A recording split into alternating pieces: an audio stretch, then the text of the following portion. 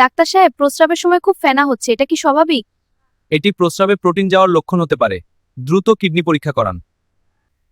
নিয়মিত ব্রাশ করার পরেও মুখে দুর্গন্ধ হয় কেন? এটি দাঁতের সমস্যা বা লিভার ও পেটের সমস্যার কারণে হতে পারে। প্রচুর পানি পান করুন। অল্প বয়সেই আমার চুল পেকে সাদা হয়ে যাচ্ছে কেন? এটি বংশগত বা ভিটামিন বি12 এর অভাব। দুশ্চিন্তা কমান এবং পুষ্টিকর খাবার খান। আমি ডায়েট করছি না, তাও দ্রুত শুকিয়ে যাচ্ছি কেন? কারণ ছাড়া ওজন কমা বিপজ্জনক। এটি থাইরয়েড বা ডায়াবেটিসের লক্ষণ হতে পারে।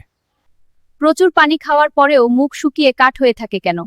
এটি উচ্চ রক্তচাপ বা উচ্চ শর্করা বা কোনো ওষুধের পার্শ্ব প্রতিক্রিয়া হতে পারে। পিরিয়ডের সময় খুব বেশি রক্তপাত আর দুর্বলতা লাগছে। এটি জরায়ুর টিউমার বা হরমোনের সমস্যা হতে পারে। অবহেলা না করে ডাক্তার দেখান। আমার কানের ভেতর সারাক্ষণ ঝিনঝিন বা ভো ভো শব্দ হয় কেন? একে টিনিটাস বলে। উচ্চ শব্দ এড়িয়ে চলুন এবং বিশেষজ্ঞের পরামর্শ নিন। ওকে ডাক্তার সাহেব। ডাক্তার সাহেব, আমার ঘাড়ে আর বগলে কালো দাগ পড়ছে, এটা কি ময়লা? এটি ইনসুলিন রেজিস্ট্যান্স বা ডায়াবেটিসের পূর্বাভাস হতে পারে। ওজন কমানোর চেষ্টা করুন। রাতে ঘুমানোর পর 5-6 বার প্রস্রাবের জন্য উঠতে হয় কেন? এটি ডায়াবেটিস বা প্রোস্টেটের সমস্যা হতে পারে। সন্ধ্যার পর পানি কম খান এবং পরীক্ষা করান। আমার পরিচিত একজন হঠাৎ কথা জড়িয়ে ফেলছে আর মুখ বেঁকে যাচ্ছে। এটি স্ট্রোকের লক্ষণ। 1 সেকেন্ড দেরি না করে দ্রুত হাসপাতালে নিয়ে যান। হাসপাতাল কত দূরে? যত তাড়াতাড়ি পারেন নিয়ে যান।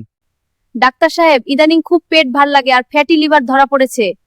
বাইরের ভাজা পোড়া আর অতিরিক্ত চিনি আজই ছাড়ুন, লিভার ভালো থাকবে। আমাদের ভিডিওতে লাইক কমেন্ট করে না কেন? আপনারা লাইক কমেন্ট করে আমাদের পাশে থাকবেন। তাহলে এমন স্বাস্থ্য বিষয়ক ভিডিও আরো পাবেন।